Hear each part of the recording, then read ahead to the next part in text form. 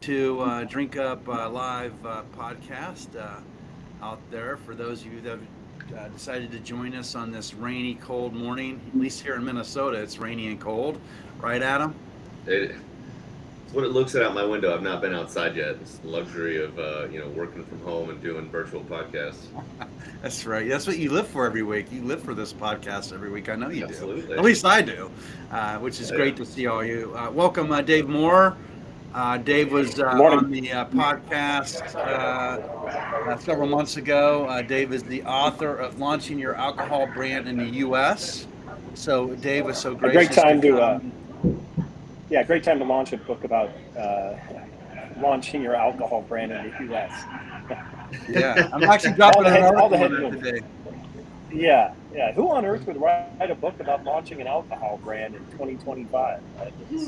We'll we maybe get into that later. But our main guest actually is Tom Harris. So Tom, welcome to the show. Hey, The hey guys. founder and president of Ruby Pro Software. Before we get going, we just have a couple things we just have to share with everybody. We do every week.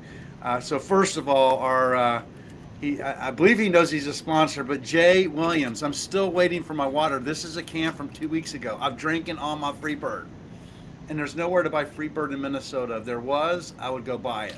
But Freebird has been graciously enough to sponsor us. They're actually in NASCAR now, which is pretty amazing. And my friend That's cool. Joey, which I'll introduce Joey and Jay, but maybe an opportunity there as well, Jay Williams. And then I want to thank Adam Smith for Alias Advising as a sponsor.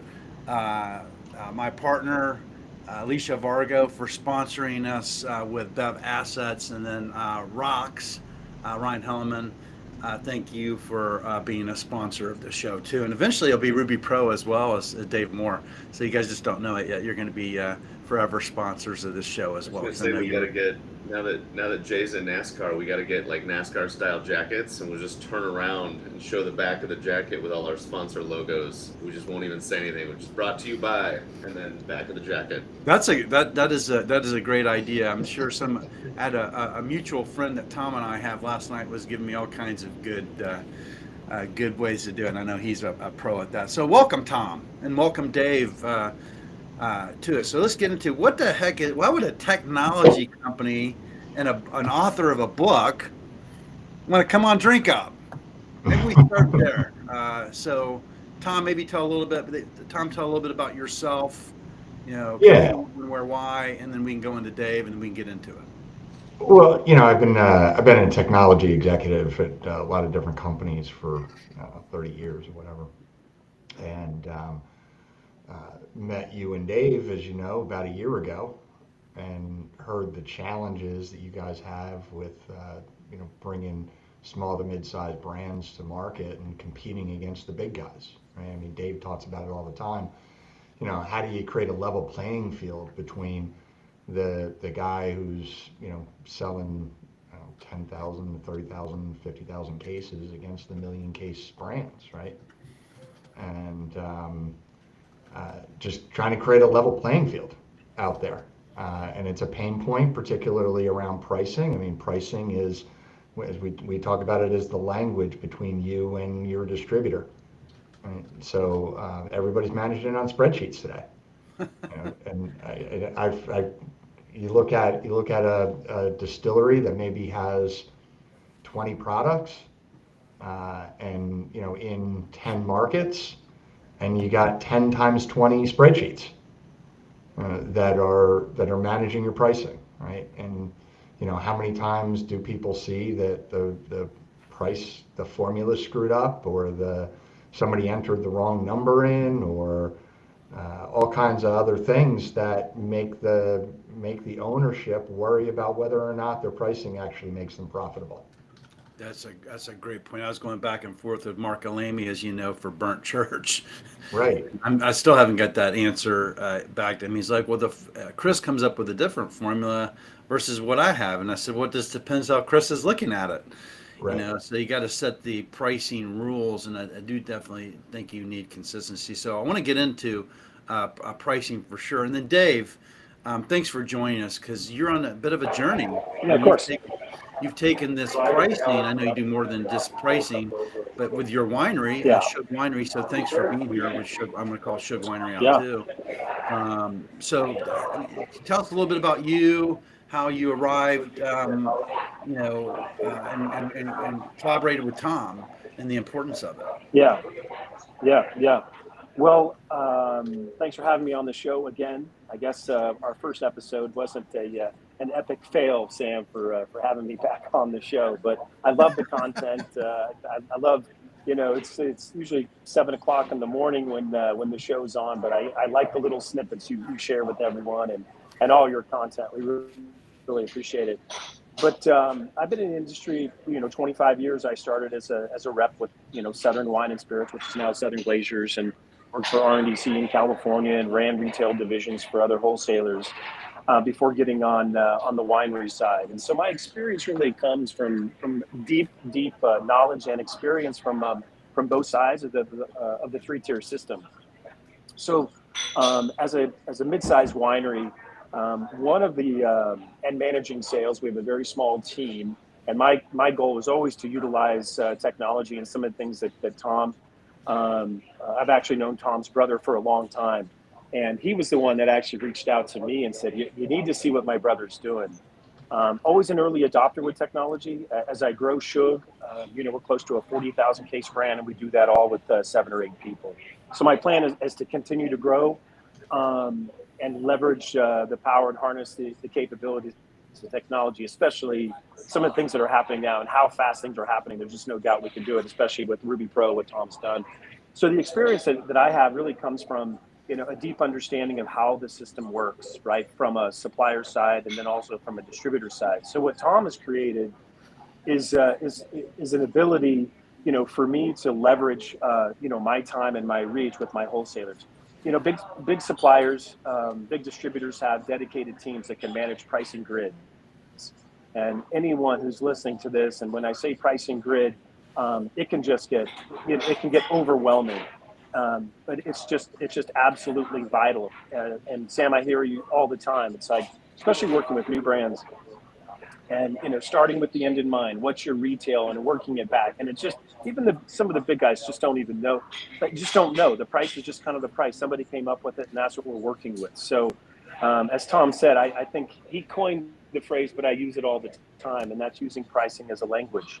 The more time I can save my distributors, the more sense my pricing makes to retailers and to the wholesalers inside, right?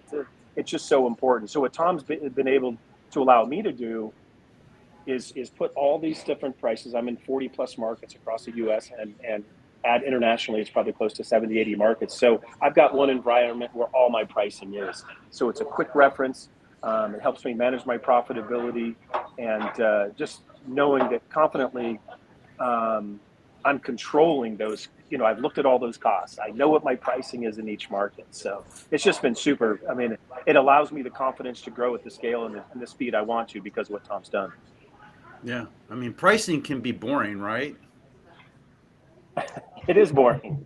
It is boring. But Yeah, actually, But it's boring until it's wrong. the most important. exactly. Yeah. So thanks for taking the bait because it's not boring. At the Yeah. end of the day, it all starts with price. If you don't have the right price on the shelf, and if you're losing or you're bleeding money because you don't understand what your true profit is or what your partners are making, what the retailer wants to make, what the distributor expects to make, you're going to arrive nowhere. You're just going to be sitting there at a price point that's not competitive, or you're not even going to arrive at a price point. Oftentimes, brands start with price based on what their cost of goods are. And that's another thing that's amazing. I know Adam is into this. It's like, how can you price at that, but your cost of goods are more than what you want to price at? So you have to understand what your cost of goods are, and so it starts there as well. So I could go deep on this all day long. Adam, any thoughts and how you want to maybe ask? I know you're thinking some questions maybe you can bring up to discuss with the team. Yeah, I mean, I think I just wrote down because I love the way it was phrased, pricing as a language, right? Then I like, bear with me, I'm trying to come up with an analogy, only being about a cup of coffee in. I'm not fully caffeinated yet. Um, Need a bigger but mug. yeah, right, exactly.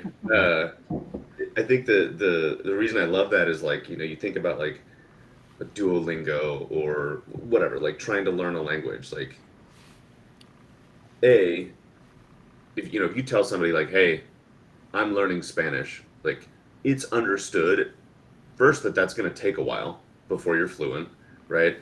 Second, that you're probably not going to try to get hung up on saying everything the exact same way every time. Like the point of a language is to learn multiple ways to deliver the same or similar communication, right? All the Mhm. words at your disposal. And so I think you know, maybe the question for either one of you, right, is like, or for all of you, Sam, you included in this, is because it's part of what I go through with people even operationally, is like, how do you get people to emotionally, I guess, let go of it has to be this price or my brand's dead, or it has to be this margin or my brand's dead? Because like from a language perspective, it's like, well, I have to say it this way or nobody's going to understand me. Well, that's just not true, right? You don't have to use the same words every time for someone to understand you. In fact, if you do use the same words every time and you sound robotic, people are probably going to avoid working with you for different reasons, right? Does that make sense? Well, it's interesting you bring that up, Adam, because one of the things that I expected when I got into this journey, and Dave corrected me very quickly on this one. You know, let's say you're even in with one of the big guys like a Southern Glacier, right? Mm-hmm. They don't talk about pricing the same way in California as they do in Florida or Texas. I They bet just not. don't, right? Yeah.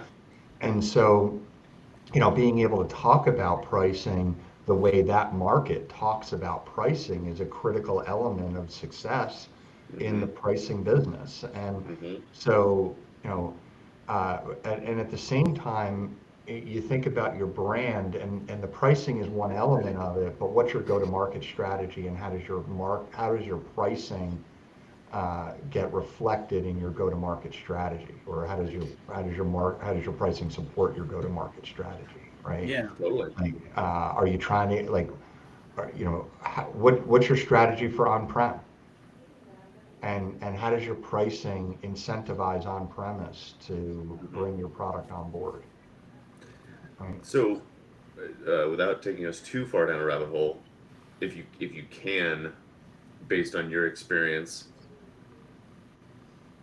I'd just be really curious to use them as ends of the spectrum. You know, if you could pick one or two things that's different between the way people talk about pricing in California and the way people talk about pricing in Florida, like was there like a flashing neon sign of like California talks about this as their number one priority, or is their, you know, top two things, but Florida does this instead, or the numbers are this different, or does that make sense? It does, and I guess, well, first of all, there's you know, I mean, there's regulations that force certain Totally. markets to have different Sure. conversations, right? I Sure. mean, you've got the case one markets, and then you've got you know, the markets where, um, you know, it's the Wild West to some extent. And one of the things that amazes me, and you know, like California, Dave, you know, your price grid in California is probably 30 lines in each product, right? Um, be, and we kind of feel like Southern has to do that for What's whatever the reason. quantity discounts there, right? Uh, Yeah. So when you, convenience. I love this. I gotta slow you guys down because you guys all speak the sales language far more fluently than I do. When you say the price grid has 30 lines, what does that mean? So, like, there's Well, a, yeah, go go ahead. ahead, Tom. Go ahead. No, it's your Okay, price well, you grid. You know, talk about it. it's a matrix of you know, if then, you know, there California allows quantity discounts. One case might be a certain price, a two case, you know, Okay. brand combo, a Okay. three case, and Sure. it just multiplies and expands Sure. from there. It can get really complicated, but what you figure out, and the reason why it gets complicated is because now there's more focus on compliance than ever before. Mm. Back in the day, back in the Stone Ages, when I started, it was like if a customer wanted a price, I'm the supplier. the customer wanted a price, I could extend the price to them. And now there's just rules and regulations, which I think are a good thing. Sure.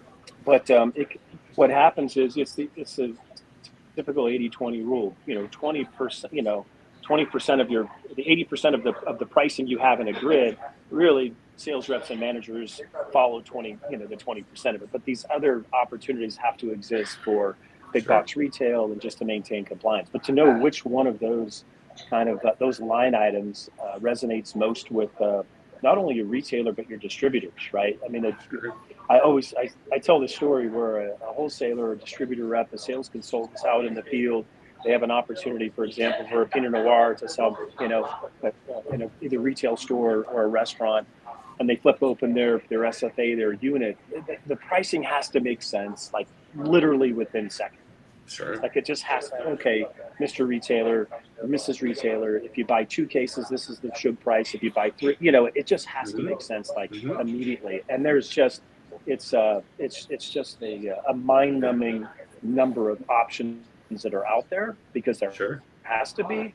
But we end up going, and what Tom's done is really make it easy for us to hone in on which ones are most vital, how profitable they are for me, and the distributor as well. No, I mean, thank you for the answer. It's super insightful for me because Sam knows this, and I think, Dave and Tom, you may as well. I know it's been a while since we've spoken, but a lot of the brands I talk to, and a lot of the brands everybody in this business talks to who are new will, I'm going to start here, and then California's next, or LA's next. Maybe it's not the whole state. I'm like, oh, cool. You're going to go take a swing at the world's 9th largest economy. Just awesome. Sounds good, right? But I think that, you say things like an if-then statement. That very much tracks for me because I think the same way operationally. And so thinking through, or having a little bit more context, I guess, for, I tell brands, I talked to a brand the other day, it wasn't California, it was Amazon. They were like, hey, what do you think about us selling on Amazon? I was like, let me run you through all of the awful math that you're going to have to overcome, right? And then I actually put him in touch with Eric Martindale. That's why I was reaching out to Eric, Sam, was trying to put a brand in touch with him. But I think to the point on, might have lost Dave. Or maybe that's my connection. Tom, can you still I'm hear me? seeing the same thing you are, Adam. I think Dave's video just went off and Sam's video just went off. Well, all right. It's you and me. You and me, buddy. I think it's you and me. Well, maybe this tees up the question then. So I think that's part of the beauty, at least in what I saw a while back last time I was looking at it, what in Ruby Pro was, I'm constantly arguing for brands on the sales side. Like, I'll do the ops work, so I get paid for. But on the sales side, I'm constantly arguing for them, like every channel, every retailer, every distributor, like you need a thorough analytical breakdown of your numbers, right? Your sales, your margins, your so on. And that's a big ask. Like for somebody to sit down who's never done it before in front of a spreadsheet, even if you're mathematically inclined, that's just that's a time suck, right? Yeah, and it's a great point, Adam, because people don't get into wine and spirits producing because they love math, right? They Very get true. into it because they love the product. They love getting in front of restaurant owners and customers and and helping them enjoy the food experience or helping them enjoy the night out, right? Yeah. So a tool like Ruby Pro can give you a framework to capture those cost of goods and capture the distributor's cost and capture the retailer's cost so that you're not flying blind when you're thinking about what are all the different cost factors that need to go into determining what the profitability of that sale price is, right? And we have also what we call gaming models. Yeah. So you talked about, okay, people love to go from cost of goods up, right? And so what does my FOB need to be? And then what does that mean to a retail price, right? Well, that's a gaming model we have. We have a gaming model where you can start with your cost of goods and what kind of margin do you want to make, right? And we'll tell you what your FOB is based on that margin. But then you also have to understand what does the distributor margin need to be. And then what does the retailer's margin need to be? Okay, well, that's going to drive what that suggested retail price is, right? Yep, However, we think is a better gaming model, and this is the one Sam has always pushed, right, Mhm. is the retail price down model. Mhm. Mhm. Now, your cost of goods to some extent are your cost of goods, right? Right. Like, there's only a certain amount of operational cost you can take out in order to get your cost of goods to the right level. But, um, you know who your competitors are, you know what your comps are. Yep. Hopefully you know where your suggested retail price needs to be in order for you to penetrate the market against a certain competition base that's on the shelf right next to you. And so It's we provide a gaming model that says, okay, what's your suggested retail price? Okay, great. Well, you can expect that the retail level is going to expect 30% margin or maybe 25% margin, depending on the state. yeah. And then the distribution is going to want frontline to be in the 30% margin range, and maybe they're going to be able to come down to 27 or You want to 26. Tom, you want Okay.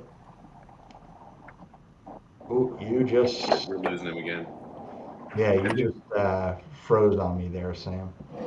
I think what he was getting at is, and maybe the bandwidth won't support it given the issues we're having with Sam and Dave, but I think he was maybe asking if you wanted to pull up Can you? a Do you guys screen have me? share. Do you have my audio? Oh yeah, Dave, we have your audio. Okay. We do. I'm in. Sorry, but I'm in Salt Lake City. It's Parents' Weekend. Go Utes! But I was trying to find. My wife is sleeping in the room. I'm trying to find a quiet place, and the little cafe that's not working. So I just stepped outside. It is not raining here. It's sunny and probably 50 degrees. So sorry, you guys have bad weather. But if you don't mind, I'll just stay on audio if that's cool with you guys. Audio's great, man. Yeah. Yeah. So I think what Sam was getting at, Dave, was if the bandwidth will hold for us doing a screen share, which is totally, I mean, we can give it a shot. Yeah, we can give it a shot. Why not, right? Totally. The question I have while you're working on that is, did we ever introduce you to a guy named Adam Callanan? Name's not familiar. So, Adam, if you're listening or you hear this later, Adam is our buddy over at Pentane. It's his current company. He was the one who started and sold Bottle Keeper, the glass bottle like Oh, metal yeah. koozie. Yep. So he knows his way around starting a company. But Pentane, it's so funny. I was talking to him the other day about this, and I said, because his focus with Pentane is less on, like, if Ruby Pro is the margins, bill backs, sales numbers, state to state, like capturing that math, if you will. Mhm. Pentane and Adam's program is capturing the math of, well, okay, based on all those numbers living where they live, what does that allow you to do from a marketing or a advertising standpoint, and what's your Okay. return on ad spend, and how do those numbers track, right? Yep. So obviously it all matters. It's all part of the equation, right? But I asked him the question the other day. I said, if I give you, Adam, rough parameters on, I want this shelf price, I want this,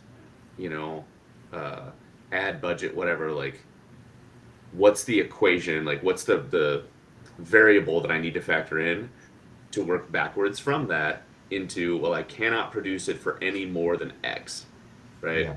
Because if we start there, everything else gets a lot less stressful, right?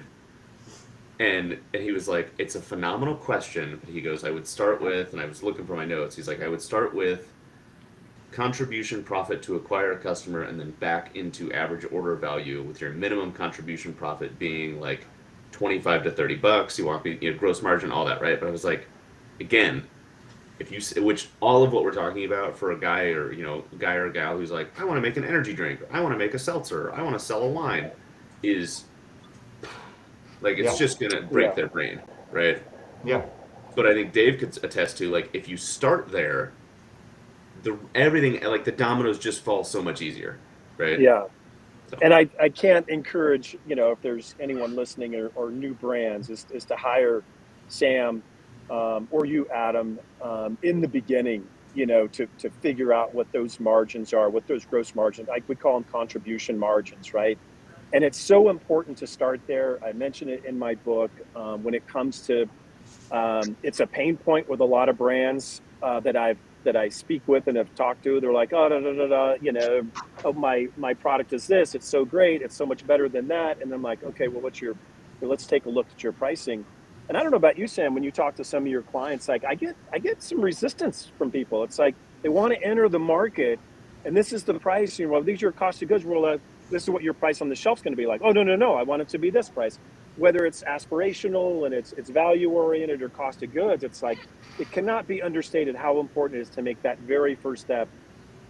At least get your target pricing right. You know, the consumer, the retail buyers always said, hey, the consumer will tell Dave, well, I want my price to be this. But the consumer don't lie. Like, Consumer they doesn't put it lie. out there, and if Yeah. they buy it, they buy it. If you don't, so it's really pivotal. Sam, I don't know if you want to mention that, just like because you come in contact with a lot of new brands. I do here in the Valley, in Sonoma Valley. A lot of new Yeah. brands will come to me and ask about sales strategy and stuff. I always start with pricing. I mean, it's a whole chapter in my book. It's just I think it's not. I like it as well. I like numbers. I like spreadsheets. I like graphs. I like data. I like those sorts of things. But what we really want to encourage our founders and our brands to do is get out there and be in front of customers and show the passion and all those sorts of things, knowing that their pricing's in a great place. Mm-hmm. Yeah, it definitely starts with pricing. When we have an initial conversation, I ask a few things. One is, who's your competitive set? And the reason I ask that, that's going to inform the price you're going to be at. And I'm saying, based on the competitive set, this is the price you need to be at. Then we go to the discussion, as Tom had mentioned, I work it backwards. I'm like, okay, in this market, this is what this retailer expects to make, or the account. They're going to make 30%. Sam, I think you wanted me to share the screen, and I'm able to do that if you guys want. Yeah, please do. Give it a try. I mean, And what I'm describing is he's going to share the screen, then we work it backwards to the distributor, what they need to make, and that's probably around 25 to 30%, right? But the problem is we'll get to the cost of goods, and this is a real life example, or maybe he's going to show, but I had a supplier, their cost of goods, they were losing money based on that. Mm-hmm. So are we you, had are to you make. guys able to see the screen here? Yeah, Mm-hmm. yeah.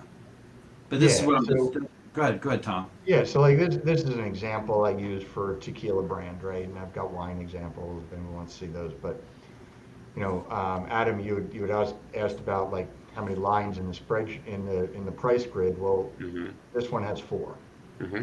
right? And like I said, I've seen ones with literally 30. You know, but you know, you can talk about front line.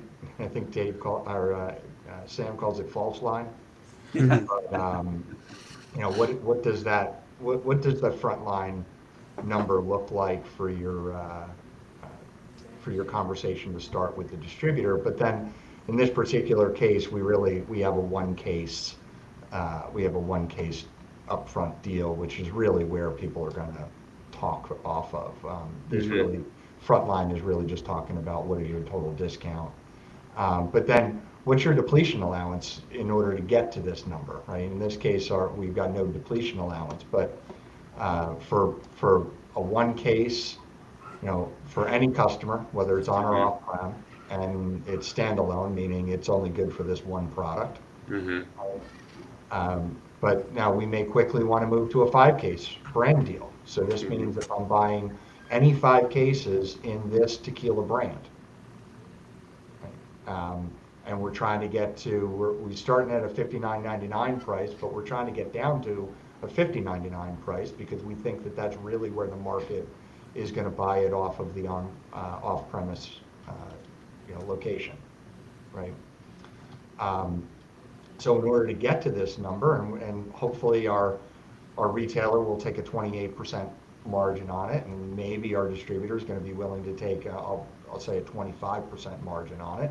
But that means me as a supplier, I've got to give almost a $16 depletion allowance in order to be able to support this shelf price. Mm-hmm. Right. So Hey Tom. Oh, sorry. I want to make sure I when you're done talking about this, is that I can extend a little bit on DA, just how. So when you're ready, just cue it up or tee it up for me. Well, and the other thing that people need to recognize too, and Dave, I'm almost done, so I'll let you go in a second. But so this is a 25 case family deal. Now, not too many small suppliers are actually expecting to sell 25 cases in a single deal, right? But what this actually means is it's actually the distributor's family. Mm-hmm. So it's anything in the distributor's portfolio. If the distributor has a 25 case deal, right? Well, you want to be part of that deal. Mm-hmm. So how do you get to part of that deal? Well, you're gonna give price breaks to be part of Mm-hmm. that deal. And so in this particular case, you're giving almost a $25 DA to help the retailer at this price point of Mm-hmm. 45.99. And this is probably a larger off-premise location that you're trying to push to, but you're getting to 27.5% margin, and maybe your distributor is even willing to go down to 20% margin, 22% margin in order to get this 25 case deal. No, they're not. Just so you know. Right? No, they don't. I know. It's a bit of a fictitious deal, price level, but the point being that, you want to be part of the larger deals. You got to figure out what you're willing to give up and what gross margin you're willing to go to. And in Mhm. Frontline, we're starting at 63%, almost 64% gross margin, which I see a lot of times in the spirits world. The wine world would love to get to those numbers. But being willing to go down to that 57% margin in order to be able to get into those larger deals is a critical component of that success. Well, when you're starting out too, Tom, let's just call it this. Sometimes they're going to lose money to be competitive, like RTDs, because the cost of goods are so high on the can, and Adam can appreciate this. Mm-hmm. They need to be below $20 for a 4-pack, but for some reason, well, I got to be at $24.99 on my 4-pack, or I'm not going to make money. I'm like, look, you're not going to make money for 2 to 3 years if you want to come in and compete into this Mhm. category. Yeah. So this actually will help them figure that out, because remember, I asked, as soon as your competitive set, what is the expected retail margin and what is the expected distributor margin? In a lot of cases, until they get the volume up, volume needs to go up for cost of goods to go down. Adam, I don't know if you have some thoughts on that, but really, you need to have 2 to 3 years of money in the bank to make this work. Because if you come in uncompetitive, you'll just collect dust on the shelf. Yeah. And, Yeah, I and mean, by the way, the one other thing that I'll throw in there, and be great to hear from Dave about depletion allowances, right? But we're saying this is our FOB, but you need to recognize this is not the distributor, what the distributor is calculating their margins off of, Mm-hmm. right? They're taking their margins off their labeling cost, Mm-hmm. which has to include the state sales tax, or the excise tax in the state, Mhm. because every state has them.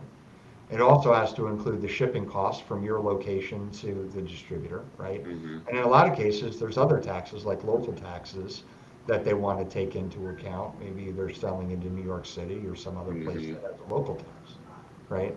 So, so you have to recognize too what the distributor is actually calling their cost basis, and it's not your FOB. Yeah. Well, I'm gonna shut up because I want again the layman over here. I understand the word depletion and the word allowance, but I would love to have Dave explain to me what those words together in this structure mean. Yeah.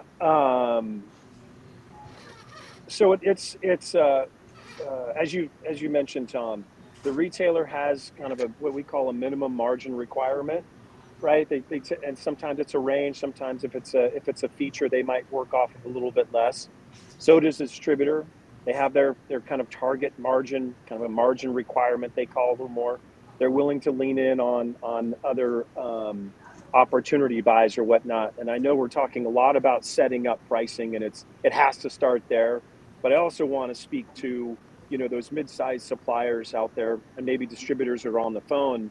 That what this tool allows you to do is participate in these bigger Mhm. deals. Maybe you're not familiar with how a depletion allowance works, and what that is I sell my wine at full FOB to my distributor, let's say in Florida.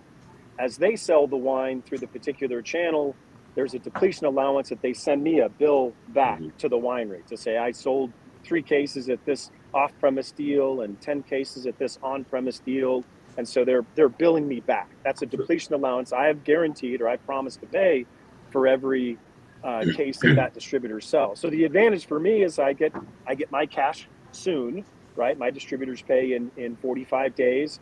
I get cash on full FOB, and then I'm tracking. And the other thing we haven't talked about yet, and I'm certainly anxious to discuss that on this call as well, because Tom and I are talking about this next week, about me turning on his capability of auditing those bill backs. So number one, Ruby Pro allows me to, it would take a team to be able to do and manage all the DAs and the profitability and speak with each one of these trade development markets and find out what pricing levels Shug is capable of participating in.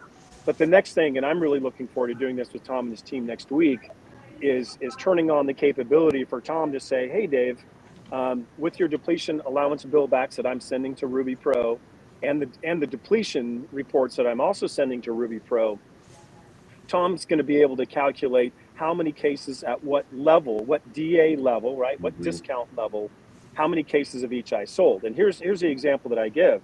I noticed in my Chicago market, it's a really competitive on-premise market. I've got a wine from the Petaluma Gap. It has to be at a certain price for it to be, it's got to be below $20 to be competitive and buy the glass.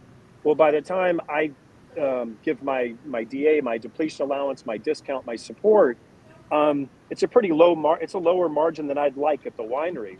And I expressed that to my distributor, and they were able to come back, because I don't have these reports at the hand, but this is stuff that Tom's going to do, is be able to say, well, Dave, you're only selling 12% of the wines you're selling are at that level.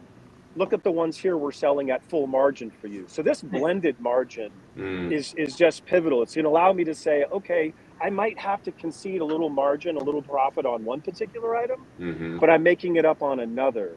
And Hey, that on process, audit, Dave, real quick on audit, just so I'm clear, are you, is Ruby Pro able to match up with, are you on VIP, Dave? I'm assuming you are a VIP customer? correct. So are you, Correct. are you taking? But I'm even sending Tom, my other distributors are not on VIP. I can just send him depletion reports. So he takes those depletion reports, and then he basically is able to aggregate the data to say, okay, this is what's going on at the different levels. Correct.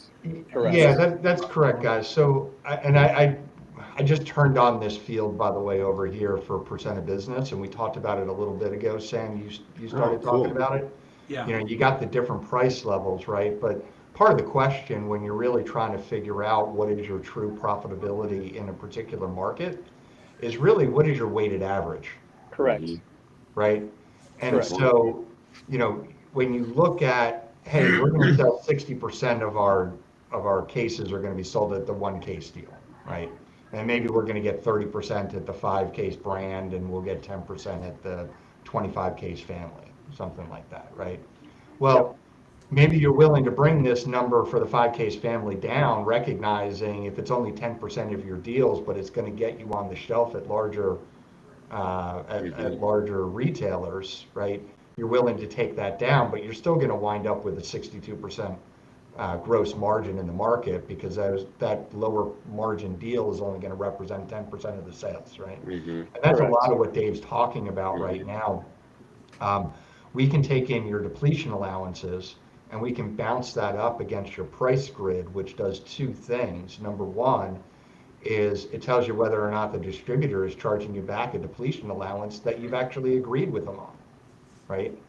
And we see it all the time where distributors are sending in a price, and I'm not saying any distributor's doing anything, nefarious. I'm saying that, hey, a lot of times their back-end processes aren't that great, honestly. Yeah, remember, people are working off of Excel spreadsheets on all this stuff. Right. It is wrought with human error. The systems today in 2025 are still just, it's no one's fault, Tom, as you say. It's just mistakes happen. And so, for Tom's team to be able to, this isn't anything new. This is standard practice. What Tom's been able to do and his team with Ruby Pro is, you guys started the call off, is level the playing field.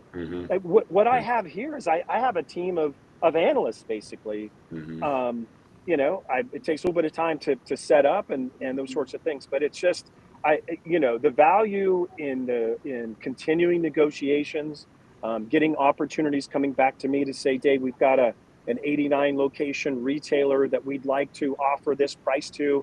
I can just dive right in and start, gamifying, as you said, Sam, and just kind of looking in and going, okay, well, let's say how many cases we're talking about. And now we're negotiating, and anyone on this call that understands sales. It's like, if we're talking, that's a good thing. We're talking. Mhm. Okay, let's keep it going. What about this or what about that? And negotiating just as much as you're with your retailer, you're negotiating with your distributor as well, and they're Mhm. negotiating with you. So Mhm. this has leveled that playing field. Larger suppliers have teams or dedicated personnel to do this. Tom's done it with a tool. Right. So This is when your rev. This is your RevMan team. You don't need to hire a RevMan team. You have it right here. Breakthrough has, I think it's probably 3 or 4 people a market that they're just RevMan. That's all they do is pricing. With this tool, sorry, distributors, you could probably use this tool and probably reduce your manpower, become more efficient, quite frankly. So I'm not trying to get rid of jobs, just repurpose them, I guess I would say, for the folks. But yeah, Sam, it's, I want to jump in real quick. We got welcome Cogs. Good to see you in the chat, buddy. Several comments from Robert. So first the comment and then the 2 questions. So he said, absolutely, Sam, these alcohol margins are in a different galaxy. We start in the negative position and then start to chase margin and improve the verticals.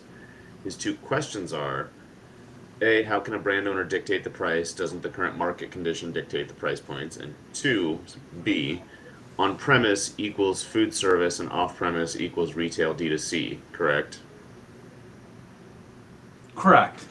Okay. And so then from a price dictation standpoint, right? Like for all of you, I guess, I mean, is there any, maybe let me paraphrase or phrase it differently. Is there any world in which the brand owner is truly able to dictate the price, or is it really Yes, more of a, yes, 100%, okay, totally. And I mentioned it in my book. I met a brand owner at a conference recently, and she had an aspirational tequila with a great package. mhm, And she was like, we were talking margin, and she's like, "Well, my margins are, 200%." And because she's created the value, right? I mean, I right, mentioned in my book, one God value bless her. is value pricing. Like I have single vineyard Pinot Noirs that I make and I sell mostly to direct to consumer here at Shug in Sonoma County. And when I buy the fruit from these well-known vineyards, it's more expensive fruit, right? mhm, The winemaking process and barrels and new French oak is slightly more expensive than my Sonoma Coast that retails at $19.99. mhm, But because I can sell a bottle for $80, the cost of that wine is not 4 times as much. It is sure, more. sure, But if I can create a wine and sell it at $90 a bottle and I sell out immediately, to say, okay, well, I'm going to take my customers with me. Then it's like, hey, I'm going to make it slightly right, more exclusive and raise my Yeah. price. There's nothing wrong with me as a brand owner to answer your guest question. Like, they can absolutely dictate it for sure, but And that I've it tried the comes in. Pinot Noir. It's worth every freaking penny. It is a really good product. It really is good. Well, and I think that's where like, I'm waiting still for my samples, Dave. Okay, I guess and on this their is where way. like, Hey, You have to buy them dinner. I'm gonna come to the cave actually and visit you. come on out and see me, guys. That's the best Yeah, way. that's what we need to do. I do not want to send us all the way down this rabbit hole, but I do think it's interesting between the wine world, the spirits world, the beer world, the RTD world, the non-alc world, right? Um, I'll pick on energy drinks, right? Because I've got a couple folks doing that right now. Total departure from wine, right? I would assume, I'll put it that way, I wouldn't argue. I would assume there's a little bit of that can happen, right? But that's a market where, if you came in and said, "Hey, here's a $5 per 12-ounce can or even a 16-ounce can energy drink," it could be the greatest thing since sliced bread. Good luck, right? Like you're not dictating that price. You know what I mean? Yeah. Well, But two word. Oh, go ahead. I'll let you no, finish. go ahead. 2 words: liquid death. I mean, Fair that's point. just Fair point. it's just incredible, and so Yeah. it can happen. Now, I think what most of us on the call are talking about is when we get in these competitive sets, we want to get into retail, and we don't have the marketing, genius that those Sure. folks had. I mean, just incredible, and we see it all the time. And I guess we get caught in our own little vacuum of, I've got wines I want to be competitive on the shelf, right? Yeah. I can't dictate that price. I know I've got to be within a range, so then I can work it upstream to say, okay, well, how profitable am I going to be based upon my Sure. cost of goods and based upon, the DA or the support that I'm giving the distributor. And Tom's tool has allowed me to capture all of that, right? And that's really what I guess as a mid-sized winery, or what we all want as salespeople, there's opportunities coming to us, right? There's an email to say, Dave, we have an opportunity. So clearly they've already seen the pricing that I've set up in the system, but they're just like, I just need a little, I need another dollar here, or I need a little, and therein lies the negotiation. And that it can't be understated about how often I use Ruby Pro for that. Yes, I set up the pricing. Yes, I've got all the visibility. I'm tracking all those things, but I'm on it. It's on the background. Just like my email, it's on the background of my computer when I'm at all times, because I'm just okay, can I move there? Or then Tom might send me a report and I'm like, this price is not working. I mean, there's 0 sales at this, price I thought was the best price in the history of, wine making and wine selling, and it didn't very work. important, by the way. So Tom's your partner. So Tom actually is looking at your price. He's just not a software company. Yeah. Yeah, no, absolutely. I mean, we're on the phone all the time with people talking about their pricing and what does it actually mean, and and again, Dave's a numbers guy, right? Like Dave knows his numbers. But honestly, I meet a lot of brand owners who don't, right? And it's not a criticism, it's just not who they are. And so, try to work with them and make sure that they understand what their numbers actually mean. Yeah. And there's some complicated models out there, guys. I mean, Sam, you and I spent how much time talking about free goods? Right? Did you get that done yet? It's George's Live, it's in right? there. Yeah, we got free goods in there. Absolutely. Yeah. Well, what's so important, Tom, about that is how Ruby Pro can be used towards those ongoing discussions, those languages that, and keeping the conversation, keeping you engaged with your distributor. I was recently at a trade show in Florida, and I noticed the new vintage of my Sauvignon Blanc was $2 higher than my Chardonnay and my Pinot Noir. And Sauvignon Blanc should be. Somebody getting attacked there? Or it sound like the wolves in Minnesota? Not me. Guys. That's the Adams dog. It's not my dog. I didn't realize you could hear my dog. Yeah. So so I noticed this, right? I'm like, and I went to my trade development manager and said, hey, we got the wrong price. Can I quote, for the trade show, the price it should be? And so to follow up that meeting with one email, going inside of Ruby Pro, capturing that line item, the DA that I'm willing to give to get it to the price that I want, looking for those yes or no answers, approved or not approved. And if you as suppliers can get to the point to where you're sending emails like that to your distributors to say, I've already done the math, I know this is your margin requirement, so they can just, you're gonna be so well appreciated by your wholesalers. And I know this not only because of the feedback I get as a supplier, but also as a distributor. I was in charge of those things. So when I had a supplier engaged with me, that instead of sending me an email to say, hey, can we schedule a Zoom to talk about the pricing in Sauvignon Blanc? Shit, that's going to take a week. And then we have the live call. It's going to take another week for them to do the math on their end and bring out the grid and all those sorts of things and get it back to me. With one email, I can get approved. And so the amount of time it's saved and the rapport you build with your distributors is just a tremendous value for a winery. So it's a great point, Dave. And there's another trend that we're seeing. Right, and Sam is driving this trend hard, but it's the idea that, especially in the smaller brands, the broker model is a critical model for success, right? Like you can't be in every state and be able to drive sales effectively in your state. I mean, Dave, how much traveling are you doing in order to be able to keep yourself present in the distributor's mind all the time, right? So, what we can do here in Ruby Pro is we can give your broker access to the pricing directly. So they always know what the latest pricing is. They don't have to hunt for it.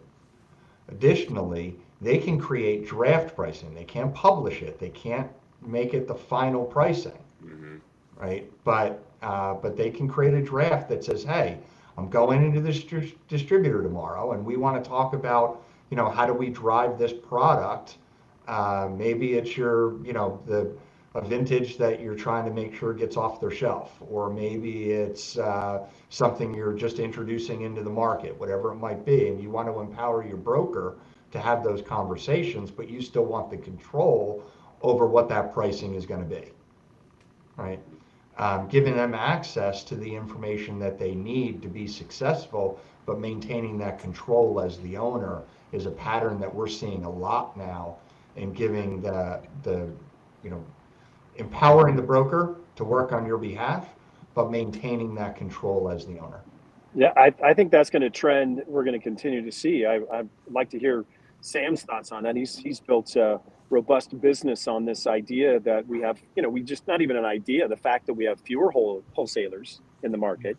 We've got, more brands than ever, and being able to manage that, right? To be able to, I do use brokers, and I like to call them more sales agents than brokers, Yeah, thank you. agencies in the That's market. what we call them, 2 sales agents as well.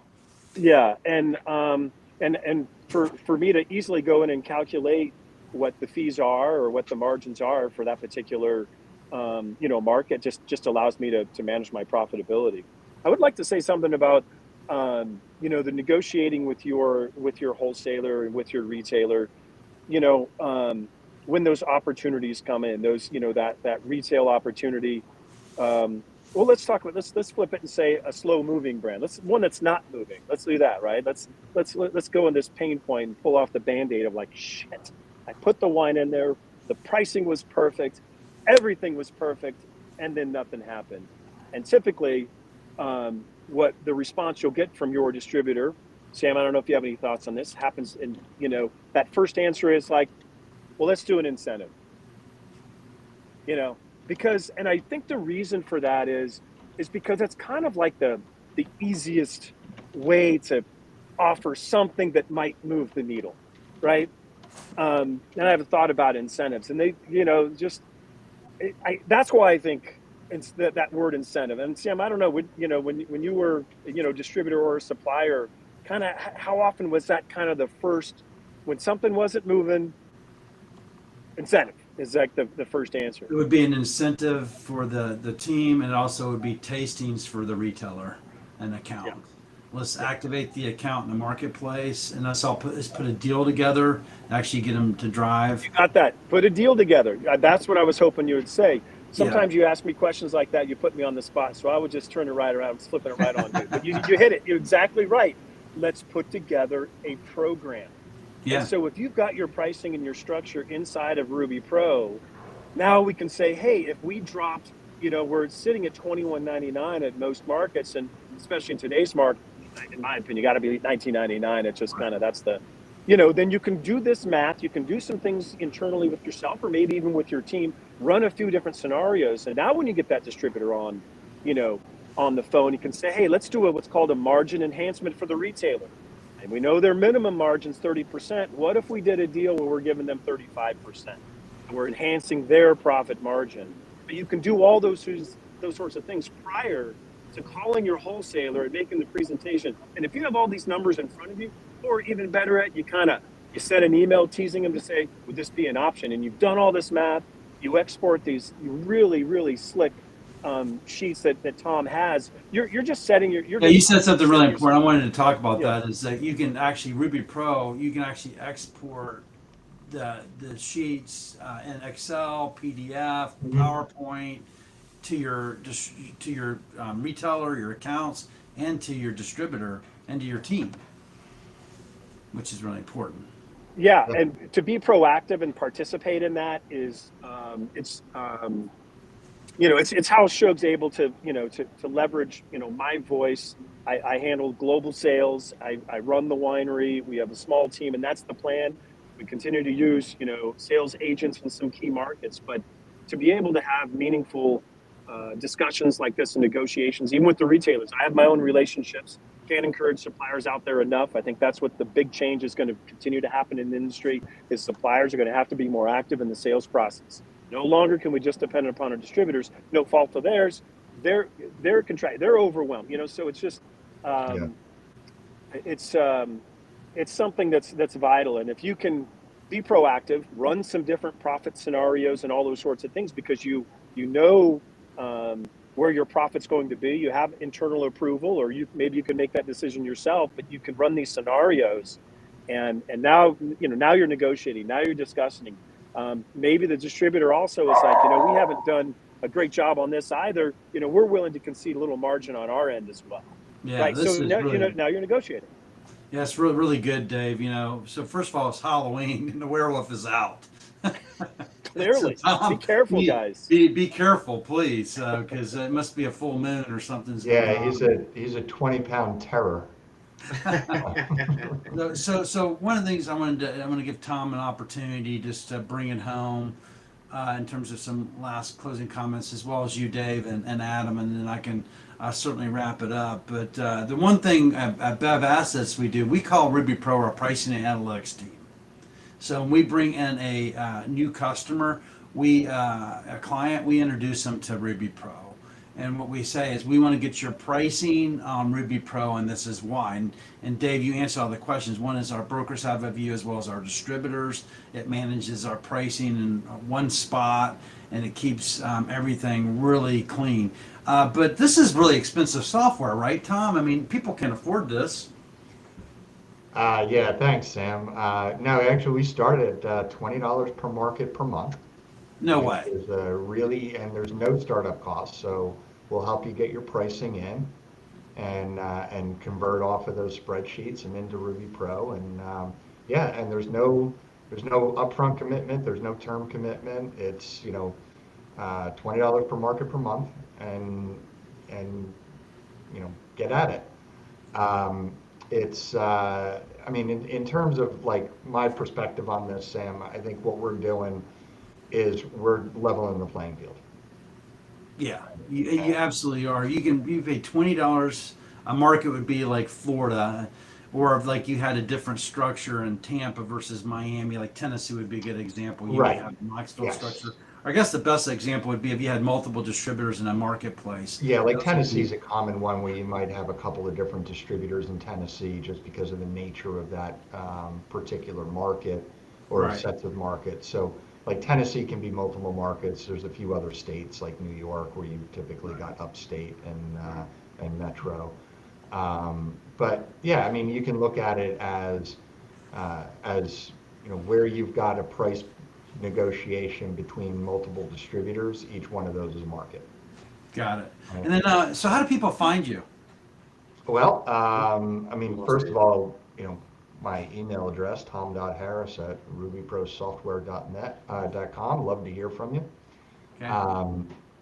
But the website, you can come on and ask for a demo, and And what's the website? Is that www.rubyprosoftware.com? www.rubyprosoftware.com.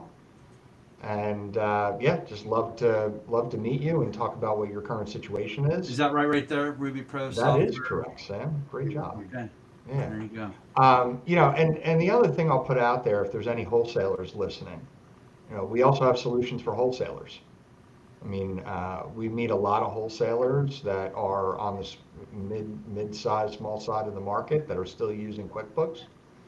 And it's a nightmare managing your inventory, especially if you're in a state like New York or Pennsylvania where you've got, price posting states and you're double entering everything. You're managing your spreadsheet for pricing, but then you're also double entering that pricing into the New York, liquor, state liquor site, right?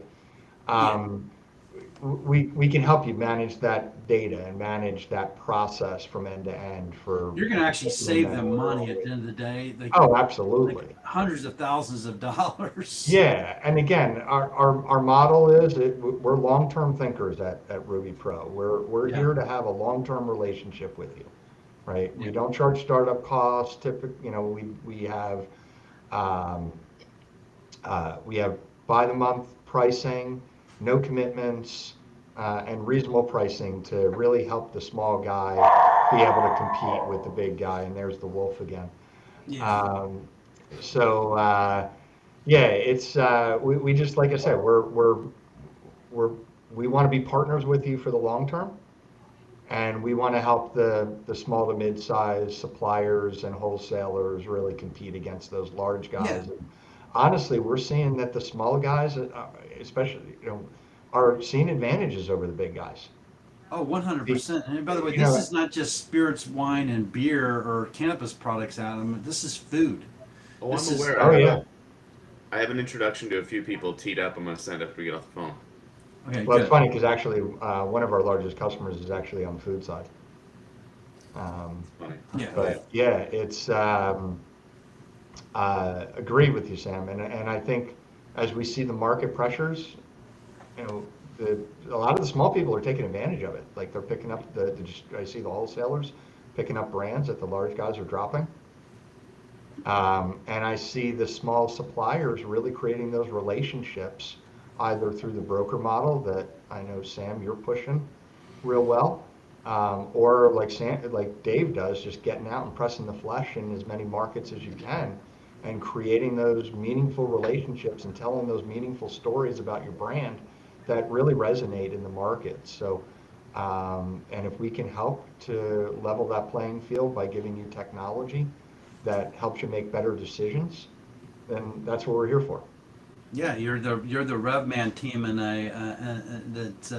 in this tech stack that you've created, which is amazing. Yeah. I'm excited to get into the VAT taxes in Kentucky, so I'm just calling you out live. So Yeah, and we're constantly improving the product, right? I mean, there's right. so, every state has its own nuance to it.